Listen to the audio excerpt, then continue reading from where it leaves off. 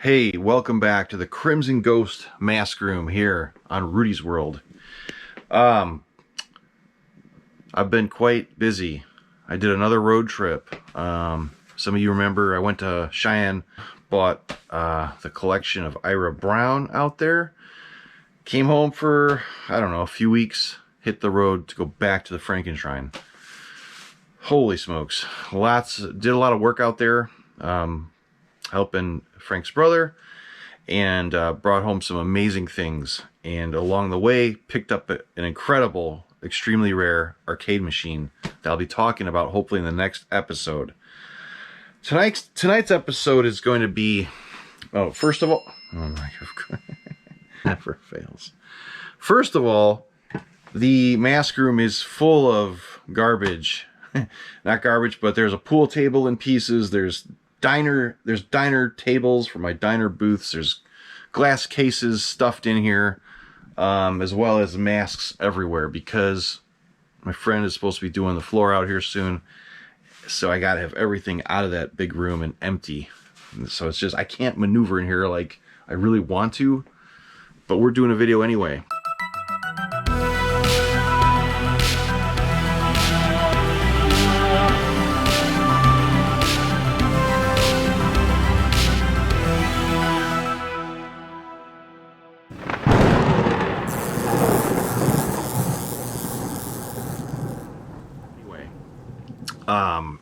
Tonight's video, I don't even know where to begin, okay, with this. I'm going to try to set this camera down first, guys. And the lighting's kind of funky in here with this stupid track light. I bought the wrong bulbs. So this episode, I've kind of been blown off. It's going to be a little, I don't want to say strange, but, you know, there's a story out there that's known in the older mask. How do I say this? There's a story out there that a lot of older mask collectors know about. A lot of these younger kids aren't even going to know about this, but there was a mask maker in the late 70s and 80s by the name of Mike Langlois. I always pronounced his name wrong all these years until someone finally corrected me in person. They're like, no, it's Langlois, not Langlois, or I had it wrong. It's like a French last name, I believe, kind of like something you'd hear down in like New Orleans.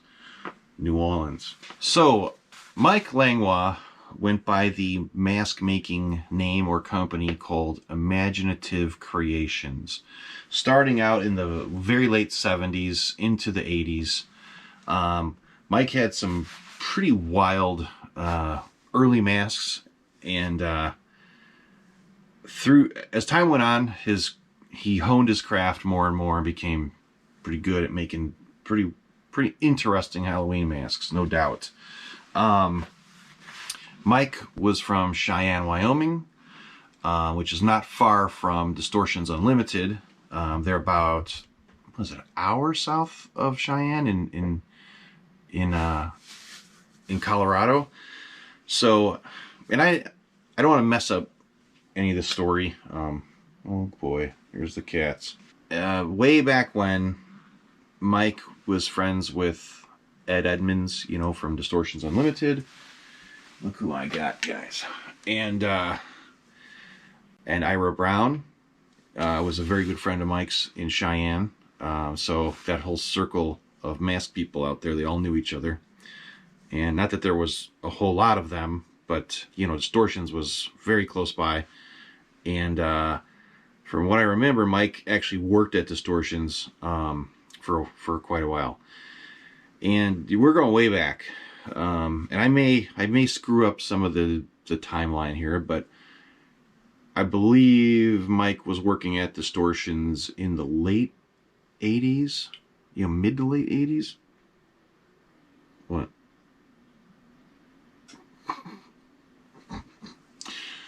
So the reason I've been putting off this video is because I cannot talk about Mike's masks without talking about Mike.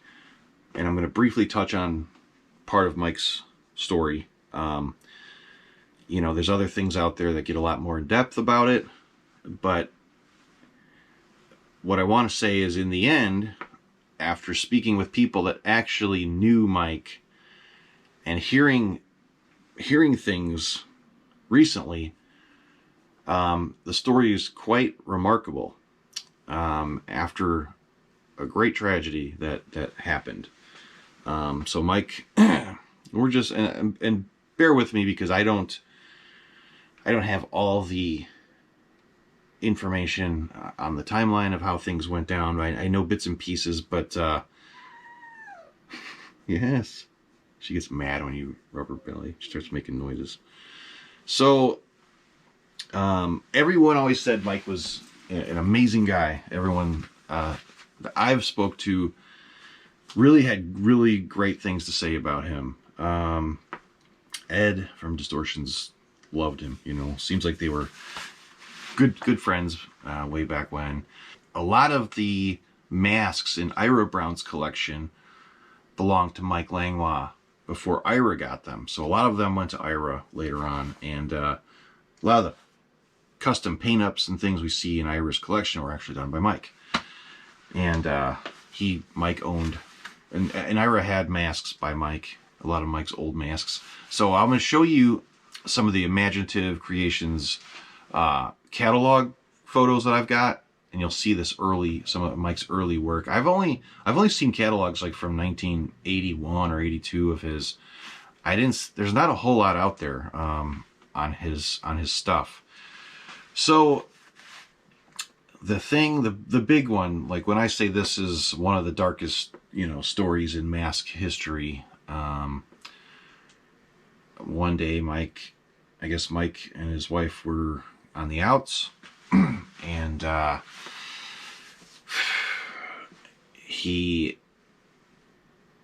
guess she was out with a friend, and if I screw this up, I apologize, but I don't want to touch on this for a long time.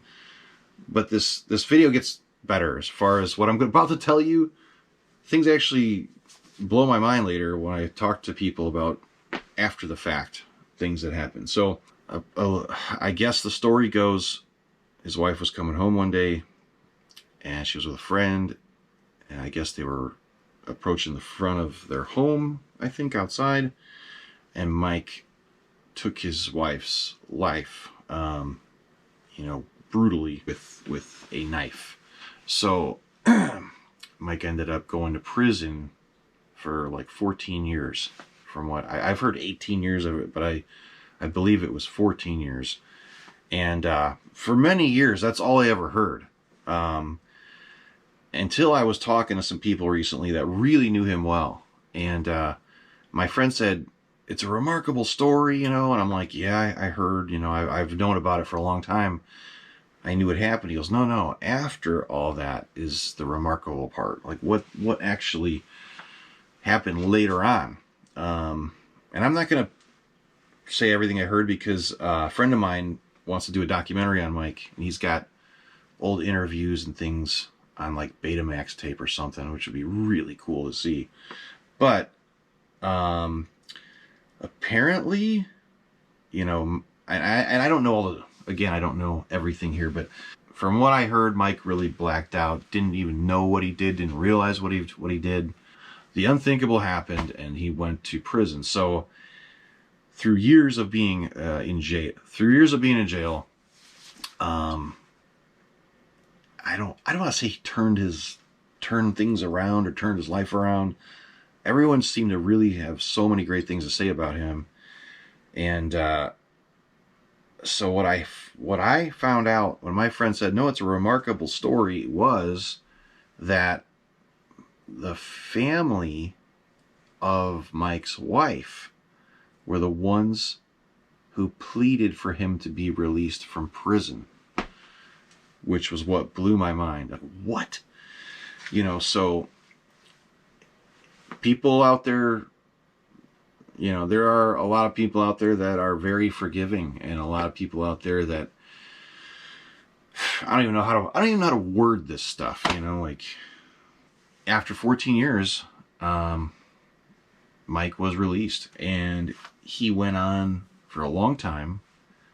First, he got out, he was released, and went right into making Leatherface masks. From what I know is, Mike made the very first wearable Leatherface mask ever. And I knew he made this really cool Leatherface bust with Ira Brown. They were good buddies, and him and Ira made this. I have it here. I'm going to show you guys in a minute. This Leatherface bust. I remember having old pictures of this from years ago. I'd see these photos of Ira with the original molds and the molding process and making these of the few copies they did of this bust. There's only like, I think, 2 or 3 that were made, maybe. I've got Mike's personal copy here. But from what I've been told, Mike went on to speak at like battered women's shelters for years and years, you know, before he ended up passing away in the end. But it's a story that I can only tell you so much. You know, I've heard bits and pieces, and from what I've gathered recently, as recent as 2 months ago, everyone that seemed to know him in person really had great things to say about him. So this video, I'm not here to judge anybody, or I wasn't there. I know what happened. I don't know the whole story, but I've got a lot of his masks here. I'm here to showcase his work.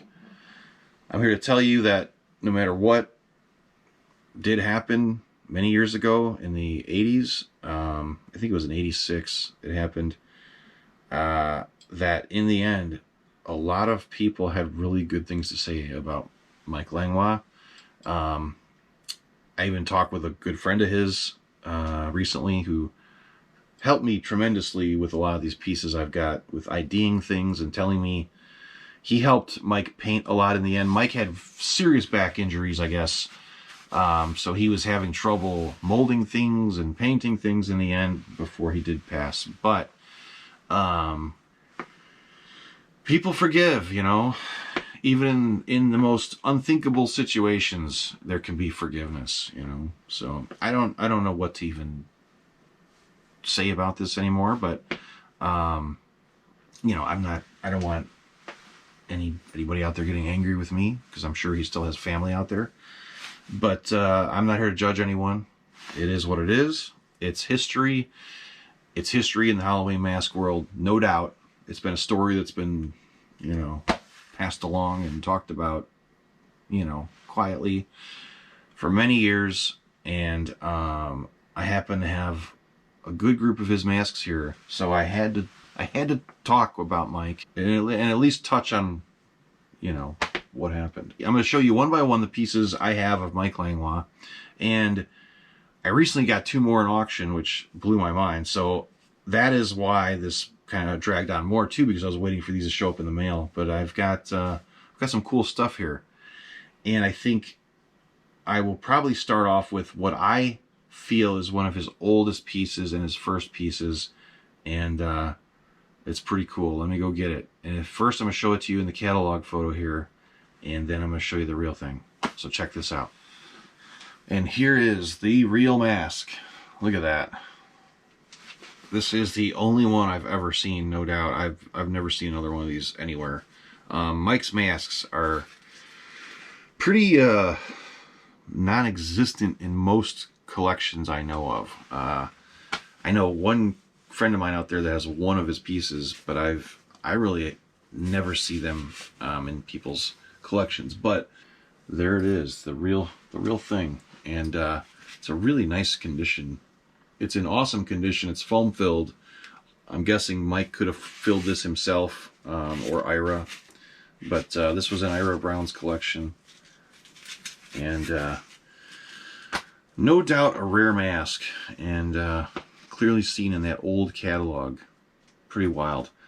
Another one that is in the catalog I'm going to show you next. I have to run upstairs and get it, but it's pretty cool. And it's one I just got in this auction. I was bidding on it. No one else was bidding on the 2 masks by him. 2 popped up. I think I got one for $6 and one for $8, which is insane. But let me go grab those. I'm going to show you those next. So, all right, we're going all the way back to 1981 with this piece. And this has to be... This mask has to be really rare. This just surfaced in this crazy auction that I was bidding on a bunch of stuff where I got masks for really cheap prices. But this thing's called Schizio, I believe it's called. S-C-H-Z-I-O. Mike had a lot of, names and designs that were similar to Don Post and Distortion's masks of the time. So this is basically 4 faces of extreme pain. Here it is. Look at this crazy thing. So his catalog description, this is number 300 from 1981. Schizio, I think. Strictly custom. It's 4 faces of increasing pain. Our flesh with brown and black shading, white, yellow, and maroon highlights accent the details. All 6 eyes are brown and finely airbrushed and epoxy glossed. No eyebrows, mouth, and teeth are finely painted. Oh, wait. No eyebrows. Well, that's... Oh, wow. So they never came with eyebrows, as you can see in the catalog photo, but this one is custom made with eyebrows. Interesting. Mouth and teeth are finely painted with epoxy. This custom collector's mask will leave people wondering if you're coming or going. No bib. And there is eye slits. So yeah, this is the front of the mask. You see the eye slits, the openings there. So it's wearable. There's 2 little holes to breathe there. And you can breathe through the nose. And it's 4 faces of increasing pain. So 1, 2, 3. Oh God! Here it comes. And 4. Pretty crazy. I'm going to do everything possible to foam fill this as nice as we can. I need my friend's help for sure, but this needs to be preserved. It's getting a little tiny cracking here, so I'm going to go ahead and try to tape behind that with some really strong, like Gorilla Tape or something, to prevent any more tearing. Other than that, it's still pretty pliable and soft, and that is no doubt a rare Mike Langlois mask. I've never seen another one. I've only seen it in that old catalog of his. And this could be the only one with eyebrows, according to his catalog. This could be a personal copy of... This could have been a request by a customer. Like, hey, can you put eyebrows on it? Or someone may have done that, but pretty wild. Alright, on to the next one.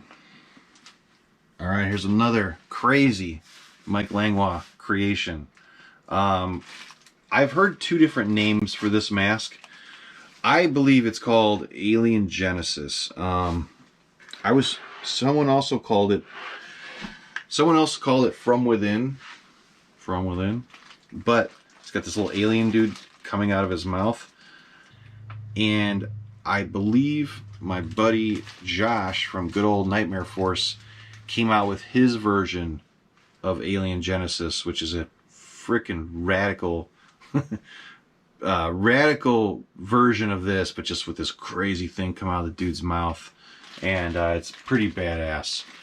The guys at Nightmare Force don't mess around. They make some insane shit. So, pretty nice condition. This thing is like brand new, and it's got really good size to it. It's definitely bigger than most Don Post masks. But you can tell it's that old, early Langlois style, no doubt. Pretty wild. On the back, it's got IC, Imaginative Creations, by ML, 1982. On to the next one. So, I guess I should show you since it's right behind my feet. I will get right into it with Mike's cool Texas Chainsaw Massacre Leatherface bust. And I saw years ago that I was looking at an old Texas Chainsaw forum, like a mask forum. Guys were posting pictures of this a long time ago. I don't know if Ira was posting them, but somebody was. And this is that old bust. This is, I'm guessing, Mike's personal copy. It's got felt on the bottom, but he was making wearable Leatherface masks, like a small mask, not a whole face. I think they were, well, wait a minute. He was making Leatherface masks, but this is a one-piece bust. This is all, you know, solid. It's not a removable mask by any means, but pretty wild. I've never seen one of these anywhere except right here. And in those old photos of Ira, I'll show you the pictures of Ira Brown helping Mike make this sucker. And Ira was a big Texas Chainsaw Massacre fanatic like me, and I think this was probably a very special project for Ira and Mike to collaborate on. And I don't know Ira's involvement, but he was there. Clearly there's photos of the two of them. Well, clearly there's photos of Ira right there when the sculpture was being molded, and there's fresh pulls, and then you'll see this thing. Ira's holding it in a photo, I believe. I'll show you right now. So this is the one from that photo, but pretty cool. That is the old Mike Langlois Leatherface. If you have one, please let me know. I'm just curious who out there even collects his masks. I knew a buddy of mine used to collect them years ago, and he got rid of all of them. So if you collect Langlois pieces, please tell me in the comments. And try to send me pictures somehow, okay? Let's keep going. So, here's another one right by my feet. So this is a 1982 creation by Mike. The Transformation. Copyright 1982. So this mask is called The Transformation. Copyright 1982, Imaginative Creations on the back. And it, to me, this is inspired by Distortion's, what the hell are they called? Nightmare masks. Look at this. So, if you look at the nightmare masks I have, the blood dripping down, this reminds me sort of a Distortion's Nightmare piece. At least it was inspired by those, if you ask me. But this is a wolf, most likely a werewolf, coming out of a human face. Okay, see that? Lots of blood, real gory. It's cool because you got two blue eyes for the human head, and then the wolf's eye coming out. It's pretty wild. I like all the red, nice red blood coming down, but real thick pull. Look at that old black latex in there. Pretty awesome. You can see the ears of the werewolf coming out of the top of the head. Pretty interesting. I do not have any old catalog photos showing this piece in Mike's, lineup. So if anybody has old Mike Langlois catalogs, please, I would love to see them. Let's look at another one of Mike's pieces, which is right here. There's a lot of, they're all over the room. I got stuff everywhere. So this next one, I thought was a whole different mask when I was buying it. I thought it was a Distortions Unlimited piece, but no, it's a Mike Langlois piece, and it's so close to the Distortions copy, it's crazy. The Distortions one is quite rare because it was a prototype. Look at this. Star Wars Tauntaun, Empire Strikes Back. A lot of people would mistake this for the Distortions copy, but the nostrils are different. It's got little slight differences, but the nostrils are different, like, directions than the Distortions prototype. It's sad that this is in such, it's not in the best condition. It's kind of foam filled. I guess it is foam filled, but what a crazy thing. No doubt the only one I've ever seen. I was for sure thinking it was the Distortions Tauntaun, but it's not. And I even had this, I think I was showing this to Ed when I visited the factory, and it's definitely Mike's, so check that out. You will see a picture of this in David Lady's book. That is Mike Langlois' Tauntaun from Empire. Pretty cool. Next, this little guy. All right, so this was in Ira's collection. I had no idea what it was. It was up on a shelf. Ira's son didn't know what it was, but an old friend of Mike's told me that this was sculpted by Mike for a local haunted house for some sort of puppet prop. And it's just like this little demon head that, you know, I don't know what it would be for. I don't know what, you know, the monster's supposed to be, but that's a Mike Langlois creation right there, and it's a puppet head of a demon. So very small, as you can see. So, on to the next creation. There's more. Alright, hang tight to this goddamn thing. This next one I found out is quite rare. Probably one of Mike's better works. Jack Torrance. And this is from 1981. Not finished. Like the hair, it looks like it was being, you know, completed at the time, and it never got completed. The hair never got finished on it. The paint is all done nicely. Like it looks really good, but the hair, I don't know. I don't think someone just did that. I think it was still being worked and cut. Yeah, you can see here it's not completely finished.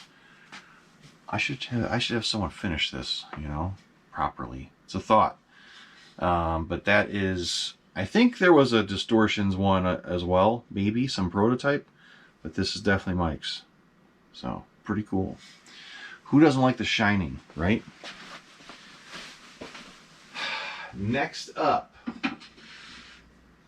so, and I definitely need to, you know, do a shout out there to, I definitely have to do a shout out to Nick Barker. Nick Barker is an old friend of Mike Langlois. Actually helped him finish a lot of pieces. He helped him finish a piece I'm going to show you. Painted some things, painted pieces that I've got here, and in the end he was a big help with Mike, and they were very close. So Nick has helped me with a lot of information and just answered so many questions. So Nick, thank you. So this one I had no clue what it was. I thought it was From the Hills Have Eyes, but the timeline is way off. This is called Dirks, and he is based off of a freak show performer, Bill Dirks. Is that right? Bill Dirks. And I imagine you could probably Google Bill Dirks out there, and he's going to look something like this. And really neat piece. The paint, the finishing is pretty much finished, and his hair is not done. He's an unfinished mask. This stuff is crazy. Whatever they were using for hair is nuts. That big black, I don't know what kind of glue he was using there, but it's pretty wild. This is also dated 1982 on the back. IC by ML right there. So another unfinished mask by Mike Langlois. And maybe a lot of these pieces that are not finished were being created right before the time Mike went away. You know, that's my guess. It makes sense to me. So, let's see. And a lot of the, all the nightmares, Ira's nightmares, belonged to Mike Langlois before Ira got them in the collection. And that makes total sense because the paint up on the one really reminds me of the paint job on this. The customization on that one Nightmare. And you can totally tell Mike's the one that customized that Nightmare over there. So, there's 2 more Langlois pieces we're going to look at. Is there 3? No, 1, 2. I think there's a few. All right. Hang on. Last but not least, my favorite one. Now I'm going to show you the last one in the Mike Langlois group I've got here. Oh shit, there's more. Hold on. Jesus, I forgot about one of the coolest ones. This one, totally... This is so this mask is from 1981. Totally reminds me of Merlin from Don Post Studios. He called it, Mike's version is called Wizened Master. And he's also blue, just like Merlin. So, I would say Merlin was Mike's... I think Merlin was 81. Yeah, Merlin was 81 for Don Post Studios. I'll show you Merlin real quick. See what I mean? So, of course it's different looking, but, I mean, it's a blue wizard dude. This is the Wizened Master. This says, 1981, imaginative creations, and no doubt in my mind, inspired by the good old Merlin, which is one of my favorite masks of all time. That Merlin Don Post mask. I love it because it's blue, you know, and it brings me back to the time of Dungeons and Dragons, you know, the old early 80s. And this is a really neat mask. It's in really nice condition. It's foam filled, and it's perfect shape. Just another cool creation by Mike Langlois that I don't know if you'll ever see one anywhere else. I can tell you that. I don't know how many masks Mike was pumping out back then. In the catalog, he would say he's making like 100 copies of something, but who knows how many really got out back then. So, really cool. I like that one. Let's see if you can guess who this is supposed to be. Take a guess. No, it's not Moses. I think it's Vincent Price from Witchfinder General. Conqueror Worm, you know what I'm talking about? So, that old film, it's all I could think of who this could be. I need to ask Nick his thoughts, but it's pretty cool. To me, it's really different for a Mike Langlois piece. It's completely different from his other stuff. In David Lady's book, you'll see a bust of Vincent Price that Mike made. I think there's a photo of it, but it's not this piece. This is completely different. The one in David Lady's book resembles Vincent Price in the House of Usher. So, I think this is from Witchfinder General, though. Conqueror Worm. What do you think? So, pretty neat, huh? Now, last but not least, now we're going to show you. Now I'm going to show you probably my favorite Mike Langlois piece. It has a hand with it that kind of looks like it's flipping you off a little bit, in a way. You know, this is the hand. This is in one of Mike's catalogs, and it is a pretty neat mask. Out of all the Mike Langlois stuff I've got here, it's probably my favorite thing. My buddy Gene Crowell, who was originally talking with Ira's son a long time ago, before Ira's son also reached out to me, he said, out of all the masks you're buying of Ira's, he goes, I really would like this one piece. He goes, this and something else. And then I bring this thing home and I'm like, I don't want to send it to him because it's really neat, you know? And the more I looked at it, the more I liked it, the more I thought it should stay with the rest of Mike's pieces. A little time went by. Gene reached out to me. He goes, you know what? He goes, why don't you keep that with all the stuff you got of Mike's? He goes, that's a better idea than sending it to me. He was going to repaint it. I'm like, I don't think you should repaint this thing.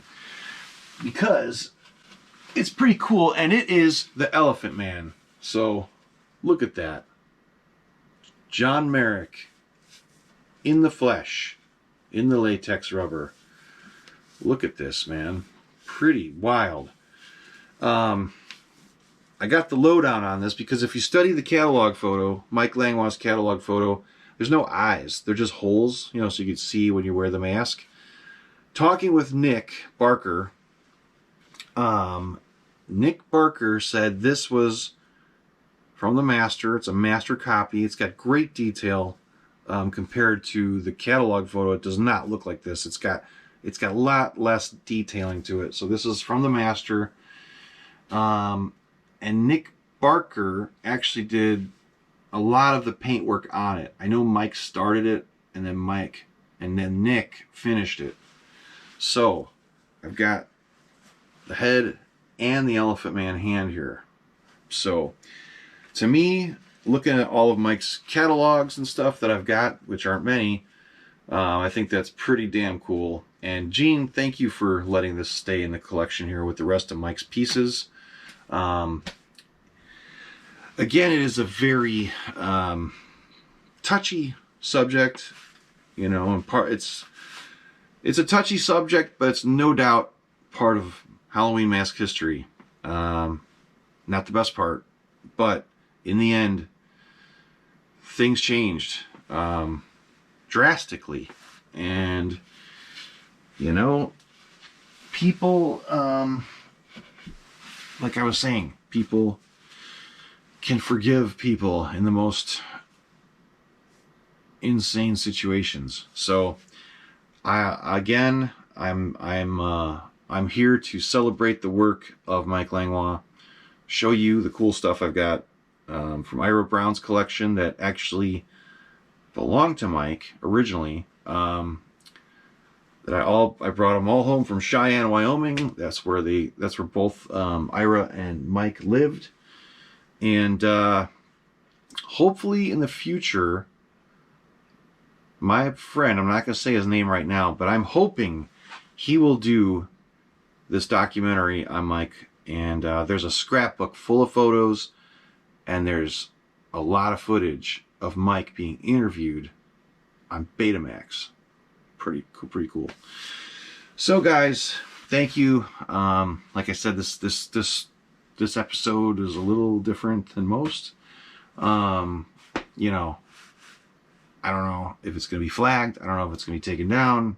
I really don't know. If it is, I'll redo it, chop out part, or try to tell you details a little differently than I did. I try to keep it simple, but that's it. If any of you out there have Mike Langlois' work in your collections, send me pictures. Hit me up on Instagram on Crimson Ghost Mask Room. And I would love to see more of his work and just to see what it looked like. So any collectors of his stuff out there, let me know. All right, thanks. Bye-bye. Just when you thought the video was over, it's not. There's one more piece. When I said the last one was my favorite piece, it is, but there's another favorite that's right here in this room.